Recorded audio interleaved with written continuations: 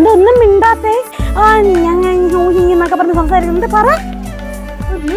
ചടങ്ങൊക്കെ കൊള്ളായിരുന്നോ?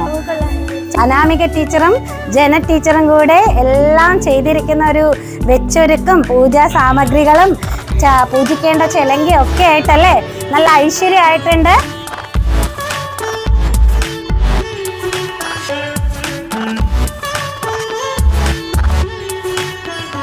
ഇപ്പൊ ഓക്കെ ആയല്ലോ, മേടിക്ക് കുട്ടികളായിട്ട്. ശരി, ബാ. നിങ്ങൾ രണ്ടുപേരും ജീവിതത്തിൽ ആദ്യമായിട്ട് ചെയ്യുന്ന ചെലങ്ക കെട്ടാണ്.